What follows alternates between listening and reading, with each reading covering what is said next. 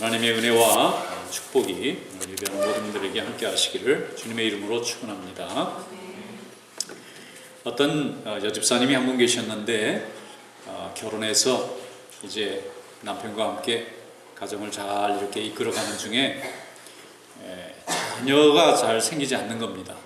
같이 결혼한 친구들이나 심지어는 후배들이나 동생들이 결혼해서 아이 낳고 잘 기르고 있는데 1년이 지나도 아이가 없고 2년이 지나도 아이가 없고 5년이 지나도 아이가 없고 7년이 지나도 아이가 없고 아이가 없으니까 큰일 났어요.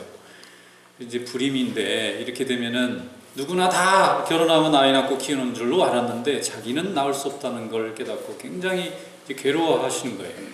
그래서 이제 인공수정도 해보고 뭐 이렇게 몸 상태도 좀 점검도 해보고 애를 많이 썼는데 10년이 되도록 결국 아이를 못 낳았습니다. 그러니까 이분이 너무 낙심이 되니까 배울 만큼 배우고 자기 나름대로 뭐 이렇게 아는 것도 많고 상당히 자신감 있게 삶을 살았는데 결혼하고 아이 못 낳는 것 때문에 사람이 자꾸 기운이 빠지고 기가 이렇게 죽고 이렇게 되는 거예요.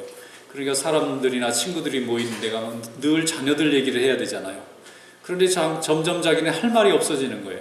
그래서 가고 싶지도 않아요. 점점 그렇게 되다 보니까 아이들이 모여있는 가정의 모임을 자꾸 안 가게 되고 혼자 자꾸 소외되는 거예요. 이게 참 말할 수도 없고 괴로운 겁니다.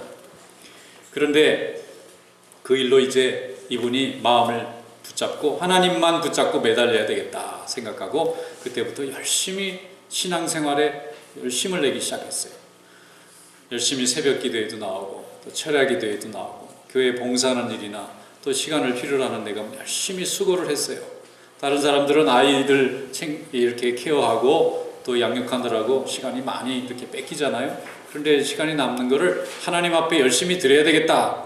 하나님이 나를 부르신 뜻이 있겠구나 생각하고 열심히 교회 봉사하는 일에 많은 에너지를 헌신했어요. 그런데 어느 날 그 남편 되시는 분이 전화가 왔어요. 저한테. 목사님 너무 감사합니다. 무슨 일이냐 그러니까 아니 자연적으로 아이를 갖게 됐다는 거예요. 그렇게 많은 돈을 들이고 수없이 애를 썼는데도 못 갖던 아이를 10년 정도 열심히 하나님 일에만 전념하고 이제 나는 아이 없이 하나님이 하나님 일 하시나 보다 생각하고 열심히 봉사했는데 아이가 생겼다고 너무 좋아하는 거예요. 그래서 우리가 정말 축하해 줬잖아요. 그랬더니 양가 부모님이 난리가 났어요. 그리고 병원에 집어넣고 나오지도 못하게 하는 거예요. 중간에 잘못될까 봐. 그리고 열심히 사랑을 받고 이제 정말 아이가 태어났는데 얼마나 아이가 무럭무럭 잘 자라는지. 그 다음부터 이분이 배운 게 있어요. 성경에 있는 한나의 이야기, 성경에 있는 사라의 이야기, 성경에 있는 여러 이야기가 너무 먼 다른 사람의 얘기가 아니라 나의 얘기가 될 수 있다는 것을 이분이 인정했어요. 하나님이 이 아이를 그냥 주신 게 아니라 이런 놀라운 믿음의 체험을 통해서 주셨다고 생각하고 그때부터 교회를 열심을 내는 거예요. 그리고 자기가 체험이 있고 감정이 있으니까 다른 사람들이 낙심하고 어려울 때 하나님 앞에 기도하고 주님의 일에 열심히 전념하면 하나님이 감동하시고 인정하시면 응답해 주시고 길을 열어주시고 마음의 고통으로부터 해방시켜 주신다는 것을 알리는 역할을 하는 거예요. 이분 때문에 많은 분들이 은혜 받고 하나님의 자녀가 된 줄로 믿습니다. 하나님은 우리 앞에 인생의 장애물이 있거나 어려움이 있을 때 주만 바라보라고 기회를 주시는 겁니다. 하나님이 왜 나는 다른 사람들은 다 하고 있는 걸 나는 못하냐고 하나님을 원망하고 그 안에서 내 인생을 놓고 절망할 것이 아니라 하나님이 살아계신 것을 더 의지하라는 기회로 하나님이 만들어주신 줄로 믿습니다. 그래서 우리가 어떤 소원을 가지고 어떤 간절함을 가지고 어떤 소망을 가지고 있느냐는 것이 앞으로의 우리 인생의 시간들을 어떻게 바꿔나갈까 하는 것과 굉장히 밀접한 관계가 있어요. 인생은 문제없는 인생이 없습니다. 문제없는 인생은 저 묘지에 가면 문제가 없어요. 조용히 잘 주무시고 계시니까. 그런데 인생이란 문제가 늘 발생할 수밖에 없어요. 계속 갈등이 생길 수밖에 없어요. 계속 해결해야 할 과업이 나타날 수밖에 없습니다. 그런데 이 문제 앞에서 좌절하는 것은 믿음이 없는 사람입니다. 하나님이 우리에게 믿음을 주셨다는 것은 그 문제의 원인을 하나님으로부터 찾고 그 해답을 하나님으로부터 찾는 자가 하나님의 자녀인 줄로 믿습니다. 오늘 본문 말씀에 보면은 사가랴라는 사람이 나옵니다. 이 사람은 흔히 세례 요한의 아버지로 알려져 있어요. 이 세례 요한의 아버지인 사가랴가 하나님 앞에 은혜 받습니다. 그리고는 아들 세례 요한을 얻게 됩니다. 그리고 이 세례 요한을 얻는 과정을 통해서 이 사가랴는 믿음의 큰 진보를 이루게 돼요. 우리 다 성경 말씀 한번 열어보겠습니다. 누가복음 1장 63절에서 66절 말씀 함께 읽어보겠습니다. 그가 서판을 달라 하여 그 이름을 요한이라 쓰매 다 놀랍게 여기더라. 이에 그 입이 곧 열리고 혀가 풀리며 말을 하여 하나님을 찬송하니 그 근처에 사는 자가 다 두려워하고 이 모든 말이 온 유다 산골에 두루 퍼짐에 듣는 사람이 다 이 말을 마음에 두며 이르되 이 아이가 장차 어찌 될까 하니 이는 주의 손이 그와 함께 하심이더라. 아멘. 주의 손이 여러분과 함께 하시기를 축원합니다. 주의 손이 여러분과 함께 하는 것을 모든 이들이 보고 은혜 받을 수 있기를 축원합니다. 하나님은 살아계신데 그분의 손이 우리와 함께 하는 것을 나도 느끼고 우리 주변에 있는 분도 함께 느낄 수 있다면 축복의 축복인 줄로 믿습니다. 사가랴라는 사람은 아론의 후손 레위 지파 사람입니다. 그런데 이 사람의 족보로 따지면 아비야라는 가문의 출신 사람입니다. 그런데 성경이 아주 자세하게 누가복음에 이 사람의 출신이 아비야 계열에 있는 레위 사람이고 제사장이다 하는 걸 잘 밝히고 있어요. 그런데 이 사람이 나이가 많습니다. 그리고 이 사가랴라는 사람의 부인 이름은 엘리사벳입니다. 그런데 두 사람이 나이가 많은데 자식이 없다 이렇게 돼 있어요. 제사장으로서 자격이 안 되는 몇 가지 요인이 있는데 그 중에 자식을 못 낳으면 자격이 안 돼요. 뭔지 좀 결격 사유가 있는 사람 취급을 받습니다. 또 하나는 아내하고 이제 좋은 가정을 이루지 못하고 혼자 됐다든지 이러면 제사장 직분을 못하게 만들었어요.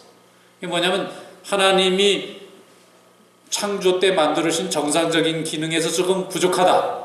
이렇게 부족한 사람은 제사장으로서 하나님의 일을 하는데 좀 부족하다. 이게 이제 해석이에요.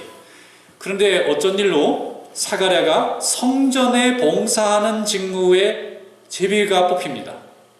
아마도 나이가 많이 들어서 좀 불쌍하게 생각했는지 제사장의 직무라는 것은 아론의 후손 제사장들은 한 번씩 다 하게 돼 있는데 예수님 당시 이 누가복음이 쓰여지던 이 당시에 이 레위 지파가 굉장히 숫자가 많았어요.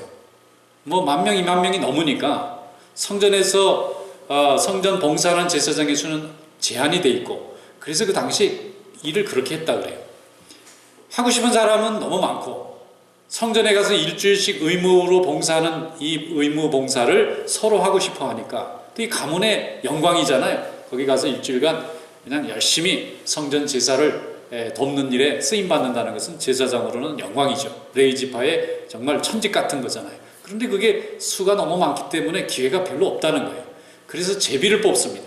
제비라는 것은 투표하는 게 아닙니다. 누가 뽑힐지 모르지만 동일한 자격이 있는 사람을 하나님 뜻에 맡기는 거예요. 누가 될지 모르는 거예요. 이 사람이 될 수도 있고 저 사람이 될 수도 있는데 제비라는 것은 사람의 인정을 받는 게 아니라 하나님이 선택하는 걸 인정하는 제도입니다. 그래서 이 사가랴라는 사람이 뽑힌 거예요.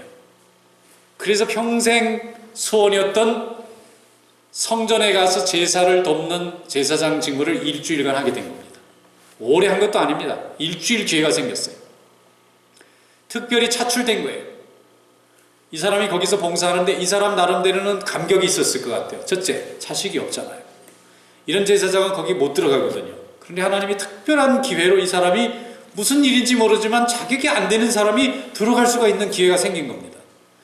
그래서 봉사할 때 이분이 열심히 이제 성전에서 봉사하는데 여러분 예루살렘 성전을 보면은 그렇게 돼 있어요. 성소와 지성소가 있고 성전 마당이 있고 뜰이 있고 장막이 있고 바깥에는 이방인들의 뜰도 있고 여인들의 뜰도 있고 그래요. 그런데 그 안에 들어가 있는 제사장들이 일주일간 근무할 땐 많은 손길이 필요합니다. 여러분 우리는 참 복되게 하나님 앞에 예배드리면 죄 용서를 받습니다. 구원의 길이 열립니다. 예배는 하나님과 우리가 교통하는 영적인 통로잖아요. 그런데 지금은 예수 그리스도께서 피 흘려주시고 단 한 번 제사를 우리가 완벽하게 하나님 앞에 드리셨기 때문에 우리는 예수님의 보혈만 가지고 주님 전에 나오면 이 예배가 다 유효한 예배가 되는 거예요. 하나님이 기쁘게 받으시고 우리가 가지고 있는 하나님께 대한 영광을 주님이 인정하시는 거예요. 그래서 지금은 영으로 드리는 예수님이 말씀하신 대로 주님의 이름으로 주님의 보혈을 가지고 오면 다 예배가 되는 시대예요. 그런데 사가랴가 이랬던 그 당시만 해도 하나님 앞에 예배를 드리려면 짐승의 생명 하나를 죽여 바치는 피 피의 제사를 드려야 되는 거예요. 히브리서가 이걸 잘 얘기해 주고 있잖아요. 그러면 짐승을 가지고 예배를 드리려면요, 한 사람이 예배 드릴 때 짐승 한 마리가 필요합니다. 물론 돈이 없는 사람은 비둘기도 괜찮고요, 그것도 없는 사람은 곡식을 갖고 와도 돼요.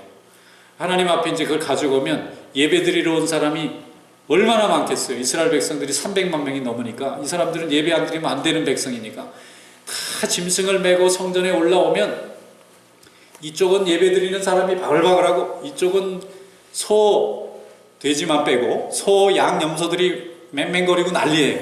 그러면 이제 질서를 잡는 제사장부터 필요해. 다 이쪽으로 줄 서세요. 그러면 그 다음에 이제 제사장 중에 재물이 좀 삐뚤어진 거나 또 눈이 먼 거나 절름발이나 이런 거를 이 구분하고 검사하는, 인스펙션하는 제사장이 하나 있어요. 한 사람이 아니고 여러 명입니다. 왜 이렇게 하느냐 하면은 먹다가 모자란 거, 쓰다가 남은 거 갖고 올까 봐.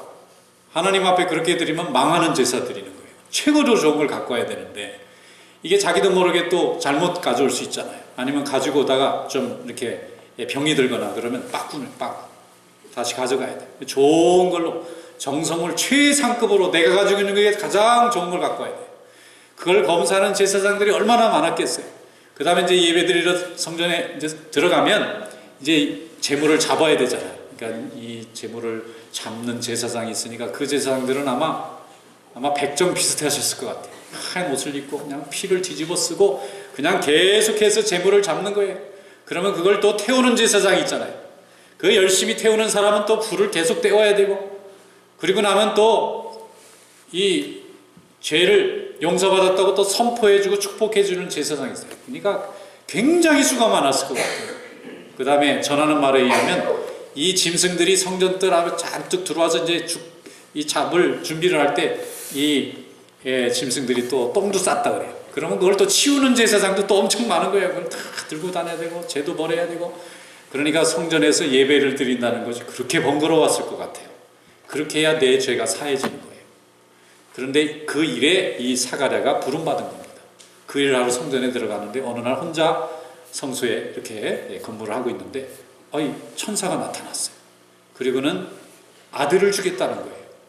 얼마나 기쁜 일입니까? 평생 아들이 없이 늙었는데 그것 때문에 피 한 번 못 피고 제사장인데도 제사장이라고 제대로 헌신하지 못했다가 마지막에 정말 한 번 제비 뽑아서 부름받아서 지금 제사장 역할을 하고 있는데 아들을 주시겠다 그러니까 안 믿어지는 겁니다.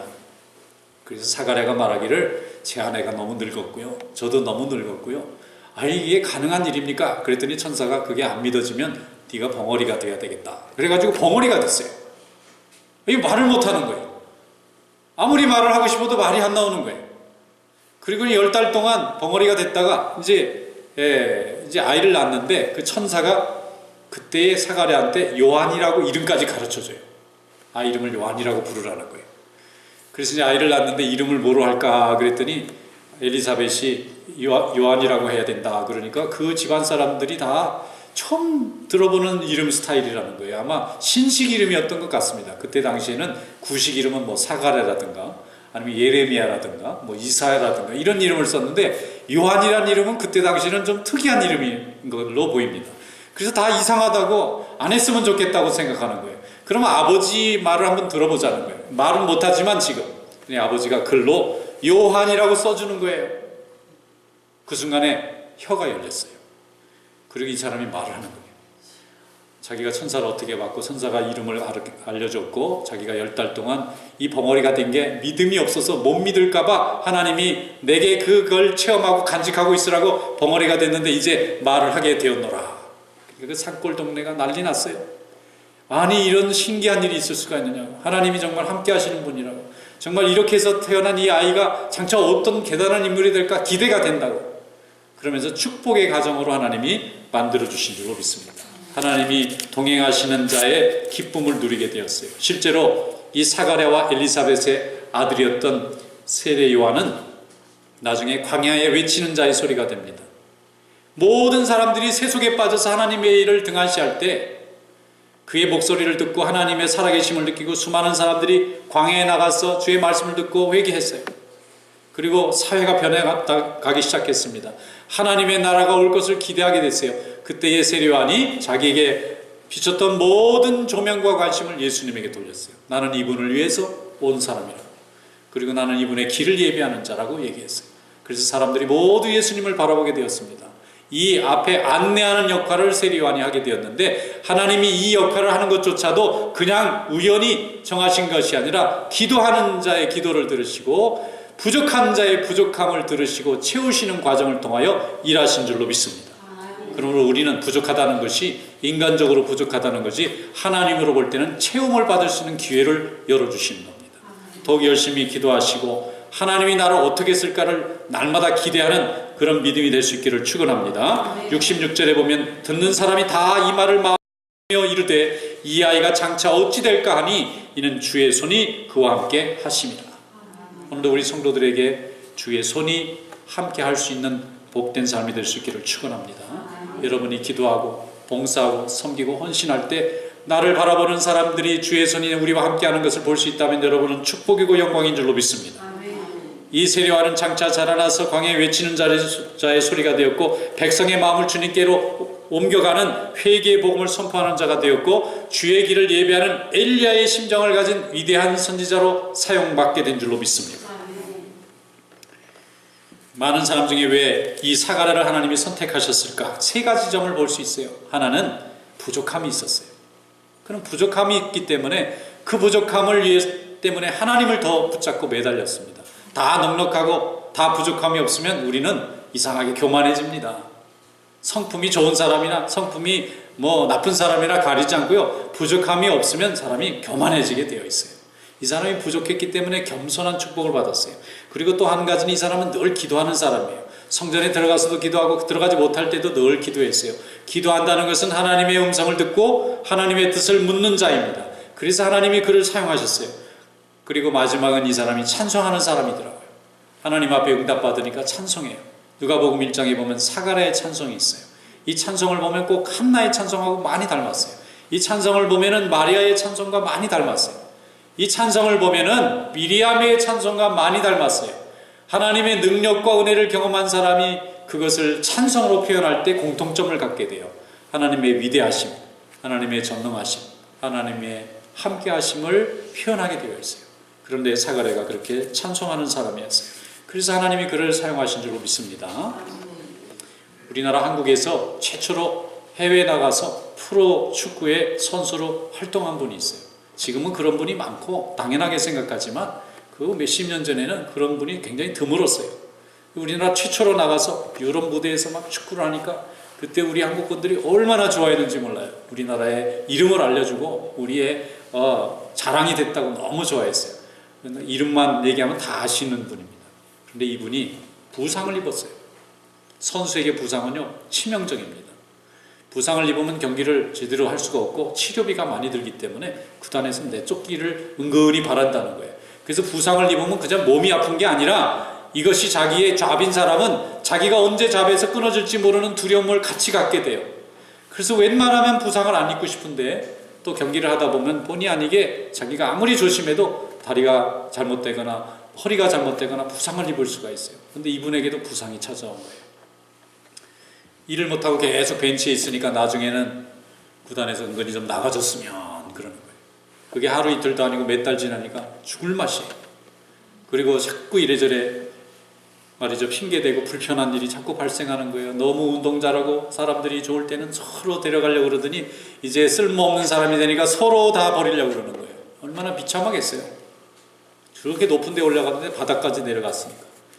그런데 이분이 하나님을 믿고 하나님 앞에 매달리기로 마음을 먹습니다. 그리고 그런 기도를 열심히 하는 거예요. 이분이 한 번은 간증을 하는데 너무 고통스럽고 괴로우니까 기도원을 가보지도 않는데 따라서 사람들 따라서 기도원을 간 겁니다. 그리고 하나님 앞에 간절히 부르짖었어요. 한 번만 하나님이 나를 고쳐주시고 기회를 주면 남은 생에 하나님의 영광을 위해서 내가 있는 한 노력하겠습니다. 눈물로 기도했는데요, 정말 고쳐주셨어요. 그래서 이분이 나았습니다. 그리고 다시 선수 생활도 하고 또 선수 생활 끝난 다음에 코치도 하고 감독도 하고 국가대표 감독도 하고 월드컵도 하고 그 와중에 어려움도 많았는데 하나님이 끝까지 백성들의 마음에 그를 사랑하는 마음을 주시도록 그렇게 역사하시더라고요. 여러분, 이것이 무엇입니까? 하나님만 바라보고 나가는 자를 하나님이 쓰시는 방법입니다. 그러므로 우리는 낙심하지 말고 하나님께 영광을 돌리기 위해서 우리의 부족함이 주님의 강함이 될 수 있도록 주님 앞에 늘 순종하는 믿음 되시기를 축원합니다. 창세기에 보면은 아브라함이 자식이 90세까지 없었잖아요. 그러면 다 인생이 자식 없는 인생으로 끝난 거예요. 그런데 하나님께서 너에게 자식을 주겠다. 자식도 하나가 아니라 바다의 모래같이 많은 자손을 주겠다. 그렇게 말을 해요. 그러니까 아브라함이 솔깃했는지 네 그러고 순종하고 자기가 살았던 고향 다 버리고 자기의 모든 지 다 버리고 아무도 기다리지 않는 그 척박한 가나안을 향해서 나갑니다. 그것이 믿음의 조상이 되었어요. 창세기 12장에 보면은 아무도 알지 못하는 땅에 오직 하나님의 약속 하나만 바라보고 갔는데 그것이 믿음이 되어서 그는 그것이 이삭을 선물로 받고 그 이삭이 이스라엘 민족의 조상이 되잖아요. 하나님은 이렇게 부족한 자를 쓰셨던 거예요. 만약에 사라가 자식을 많이 낳고 자식이 많아서 여유가 없으면 하나님의 말씀을 들을 때에 꼭 가야 되나 그런 생각을 했을 거예요. 나 자식이 많은데 꼭 자식을 준다고 가야 되나, 여기서도 이 자식들이 잘 번성할 텐데 안 갔을지 몰라요. 그런데 아브라함에게는 치명적인 약점이 있었어요. 나름대로 성공했고 많은 재산도 종도 거느렸지만 자식이 없으니까 죽을 때 자식에게 물려주질 못해서 종 중에 누구한테 물려주나 그런 고민을 하고 있을 때 하나님이 부르시니까 따라온 거예요. 오히려 그 사람의 믿음이 훌륭한 점도 있지만 그가 부족함 때문에 오히려 하나님의 일에 쓰임받게 된 줄로 믿습니다. 사무엘의 어머니 한나는 자식이 없어서 서론을 많이 받았어요. 그런데 하나님 앞에 나가서 눈물로 기도하니까 하나님이 들어주셨어요. 그런데 그는 서원을 잘 지켰습니다. 그럴 때 하나님이 5자식을 더 주셨어요. 한 자식은 나라를 구한 자식이 되고 나머지 자식들은 어머니를 위로하고 어머니를 자랑하는 자녀가 되었어요. 사무엘상 2장 1절에 한나가 이렇게 기도했습니다. 한나가 기도하여 이르되 내 마음이 여호와로 말미암아 즐거워하며 내 뿔이 여호와로 말미암아 높아졌으며 내 입이 내 원수들을 향하여 크게 벌렸으니 이는 내가 주의 구원으로 말미암아 기뻐함이니이다. 아멘. 주의 구원으로 인해서 내가 기쁘다는 거예요. 우리 주님의 구원이 오늘도 우리와 함께하는 줄로 믿습니다. 사람은 뭔가 부족하지 않으면 잘 구하지 않습니다. 부족하고 어려울 때 겸손해지고 간절해지고 그 겸손함과 간절함이 하나님의 의를 이루는 거예요. 그것이 우리의 강점입니다. 우리는 하나님을 믿고 주님의 성령을 모시고 살기 때문에 우리가 부족하고 장애물이 있을 때 우리는 그것으로 실패자의 길을 걷는 것이 아니라 하나님의 일을 하는 일꾼으로 부름받게 되는 거예요. 우리 민족이 예수 그리스도의 이름을 들은 것은 일제강점기 때 들었어요. 물론 그 전에 카톨릭을 통해서 듣긴 들었지만 그때만 해도 이게 서양 종교다 그래서 백성들이 마음을 열질 않았어요. 그런데 우리가 150년 전에 우리 민족이 이 하나님의 종들을 보내서 복음을 들었을 때 우리 민족은 나라가 망했을 때입니다. 만약에 우리나라가 망하지 않았으면요 복음의 귀를 안 기울이고 우리가 잘한다 생각했을 거예요. 나라도 백성을 못 지켜줍니다. 또 주변에 있는 다른 나라들도 우리의 친구가 되지 못합니다. 오갈 데가 없어요. 요즘에 한국의 법원에서 일본 시대의 정신대로 끌려간 사람들, 강제로 끌려가서 강제노동한 사람들 다 보상하고 판결하라고 바꿨어요. 그런데 그거는요 벌써 70년 전에 됐었어야 될 일이 이제 하는 거예요. 왜 그렇죠? 나라가 약하니까. 해방은 됐을 때 내 힘으로 한 게 아니니까 남의 눈치 봐야 되니까 제대로 잘못된 걸 바로잡을 수 있는 힘조차도 없는 민족이었어요. 이제서야 조금 얘기하는 거예요. 이제서야. 그게 잘못됐다고. 그걸 좀 보상해줘야 된다고. 그런데 그 당연한 목소리조차도 못 내는 연약한 민족을 하나님이 복음으로 채워주셨어요. 하나님만 믿고 의지하게 만들었어요. 또 해방되고 잘 편하게 사는 줄 알았더니 금방 또 전쟁 났잖아요. 얼마나 많은 사람들이 고통받았어요. 그러니까 그때 우리 한국교회가 새벽 기도를 그때 배우기 시작한 거예요. 일부 몇 사람이 하던 기도가 피난 가서 죽을지 살지 앞길도 알 수 없는 그때에 다 사람들이 잘 수 있는 곳은 예배당밖에 없는 거예요. 집도 다 부서지고 불타니까. 그래서 교회에 모여서 새벽마다 날마다 울고 부르짖다가 우리 하나님 앞에 기도합시다 그러고 새벽에 기도해서 하나님이 나라 살려주고 가정도 세워주고 또 인생도 회복시켜준 그 은혜 때문에 한국교회가 새벽 기도가 당연하게 된 거예요. 이게 개인 공연이 얻어진 전통이 아니라 다 이유가 있어서 얻어진 거예요. 여러분 새벽에 기도해서 하나님의 역사를 이루시기를 축원합니다. 밤새 잠을 못 자는 사람은요 새벽에 예배 드리는 쪽이 더 편합니다. 새벽에 푹 자고 있는 사람은 아직 덜 급한 거예요. 밤새 잠 못 자는 사람은요, 새벽에 오면 하나님 앞에 예배드리고 시작하는 게 더 편합니다. 그래서 하나님 그런 축복을 주시잖아요. 부족하기 때문에 하나님이 만들어 주신 겁니다. 우리 민족의 지금 세계 최고의 수출품은 뭐냐? 문화상품도 아니고 기술상품도 아니고요, 복음이에요. 우리 민족이 체험한 하나님의 살아계심을 이제 만민에게 전할 수 있는 좋은 기회를 주셨어요. 우리가 그 일에 하나님 쓰임받은 것은 우리가 부족했기 때문에 그럽니다. 능력 있고 자랑스럽고 힘이 있었으면 하나님을 이루지 않았을지 모릅니다. 누가복음 1장 26절부터 보면은 예수님의 어머니 마리아가 임신한 상태로 세례 요한의 어머니인 엘리사벳과 만나는 얘기가 있어요. 두 분이 만났더라고요. 성경 한번 다시 읽어보세요. 예수님은 성령의 능력으로 잉태했어요. 이게 밝혀지면 돌에 맞아 죽습니다. 그러니까 말도 못하는 거예요. 남편인 요셉이 그거를 딱 감춰줬기 때문에 나을 때까지 안 죽었죠. 이거 만약에 밝혀졌으면 둘이 다 돌에 맞아 죽는 거예요. 그리고 이 엘리사벳과 사가랴는 나이가 너무 많아서 노인이 돼서 하나님의 은혜 가운데 늦게 임신을 해서 아이를 갖게 됐어요. 그런데 이 소문을 예수님의 어머니 마리아가 임신 중에 들으신 거예요. 그래서 그 산골 마을을 찾아갔습니다. 그리고 3개월간 같이 지냈어요. 성경에 다 기록되어 있습니다. 3개월간 두 분이 같이 다 임신한 상태에서 만나서 무슨 얘기를 했을까요? 성령께서 나같이 부족한 자를 들어서 하나님의 일에 쓰시려고 태중에 아이를 주셨다는 고백을 했을 겁니다. 은혜 받은 사람은 은혜 받은 사람을 알아봅니다. 하나님 앞에 체험 있는 사람은 알아봐요. 성도는 성도를 알아봅니다. 예배의 기쁨이 뭔지 알고 은혜 받은 기쁨을 알기 때문에 서로 교제가 되는 거예요. 교회 안에서는 인간적으로 절대 교제가 안 됩니다. 가지고 있고 배우고 취미가 같고 이래서는 교회에서는 전혀 교제가 안 됩니다. 그런데 한 가지만 가능합니다. 은혜 받은 체험을 아는 사람은 은혜 받은 사람과 교제할 수 있게 되어 있어요. 그러니까 이 엘리사벳과 마리아가 교제했어요. 3개월간 아이를 복중에 안고 두 여인이 교제했어요. 부모 자식 나이 차인데도 교제했습니다. 그리고는 용기를 얻고 하나님이 이 자식들을 통해서 하나님의 일을 하실 때 우리를 부르셨으니 우리는 이 마음을 잘 간직하고 주님의 일이 이루어지도록 기도합시다. 그리고 헤어졌을 거예요. 그리고 엘리사벳은 세례 요한을 출산했습니다. 그리고 예수님은 6개월 후에 마리아가 또 출산했습니다. 두 분은 잘 자라나서 30년 후에 세례 요한은 광야에 외친 자의 소리로 주의 길을 예배하는 자로 쓰임받았어요. 예수님은 만민을 구원하는 구주로서 하나님이 사용하셨습니다. 그런데 이 모든 일을 할 때에 우연히 이루어지는 것은 없고 하나님 앞에 간절히 기도하고 부족함 가운데 주님께 부르짖는 자를 하나님이 채우시는 줄로 믿습니다. 우리도 다 그렇게 쓰임받는 것입니다. 성령이 함께 하시는 거예요. 그래서 하나님이 우리를 묶어줄 때에 우연히 오는 것이 아닙니다. 교회를 만나는 것도 성도를 만나는 것도 주님의 종을 만나는 것도 또 하나님의 믿음의 동료를 만나는 것도 우연히 만나는 것은 없습니다. 우연은 세상의 용어고 주님이 우리를 통해서 섭리하시는 거예요. 그래서 성도가 만나지고 성도가 서로 함께 일하고 싶은 마음이 드는 것은 성령이 주시는 마음이라야 이루어지는 것입니다. 우리의 생각과 우리의 판단으로 이루어지는 것이 아닙니다. 어떤 집사님 한 분이 한국에서 열심히 봉사하셨어요. 그리고 남편 따라서 미국에 왔어요. 그런데 한국에서 봉사하면서 얼마나 힘들었는지 이제 미국에 와서는 좀 휴가 좀 가져야지. 그러고는 이제 교회를 예배만 드리고 막 도망가는 거예요. 열심히. 혹시 누가 봉사시킬까 봐 막 도망가는 거예요. 왜 이분이 이렇게 되느냐, 봉사하다 보면 좀 힘든 일도 많지 않습니까? 열심히 하다 보면 좀 시험 드는 일도 있고 상처받는 일도 많잖아요. 근데 이 의욕을 가지고 열심히 했는데 이제 미국에 잠깐 왔다 가는 거니까 여기 와 있는 동안 좀 푹 쉬자. 그리고 봉사는 안 하려고 그랬어요.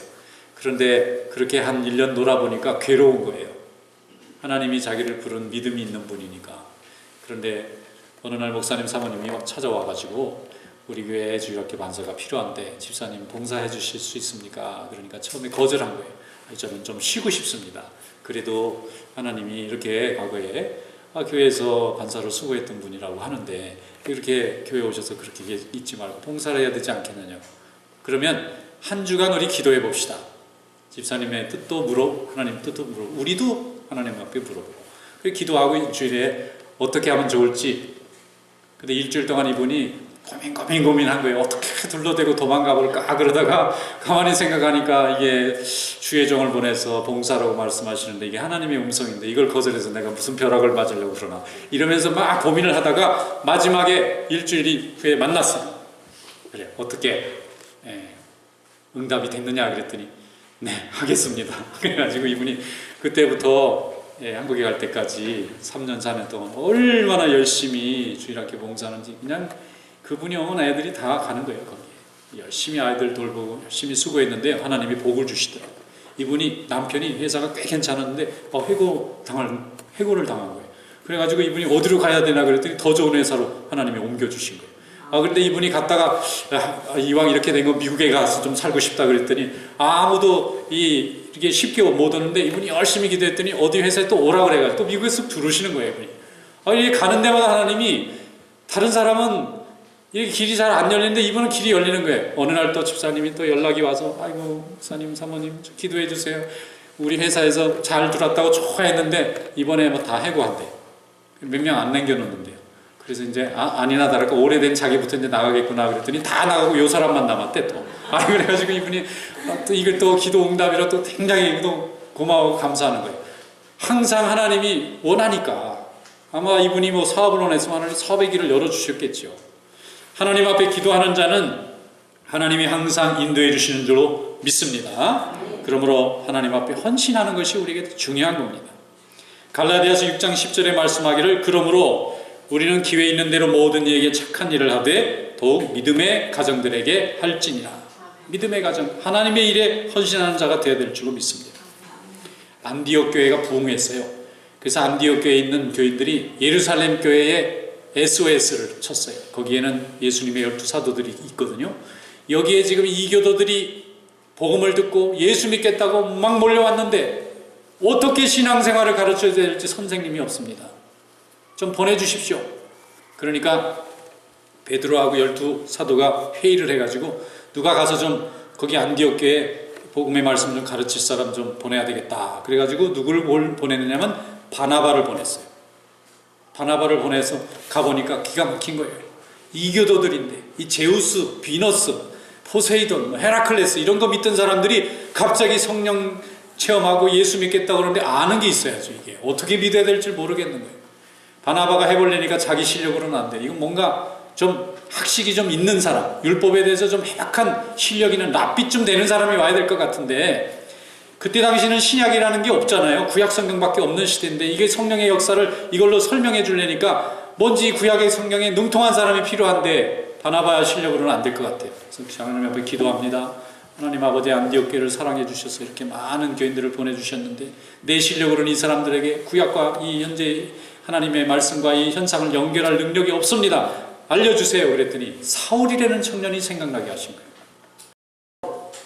3년 전에 다메섹에서 회심해서 유대인들에게도 내쫓김을 받고 아직 그리스도인 형제들은 의심의 눈으로 바라보는 한때는 스데반 죽이는데 가담했고 나중에 예수 믿는 사람들을 찾아다 감옥에다 가뒀던 과거에 무서운 전력을 가진 이 청년이 자기는 은혜 받아서 예수님 믿는다고 하는데도 세상에 아무도 안 믿어주는 그래서 고향에 3년 동안 혼자 집에서 텃밭이나 가꾸고 있는 이 사울이라고 하는 과거 랍비였던 이 청년이 생각난 거예요.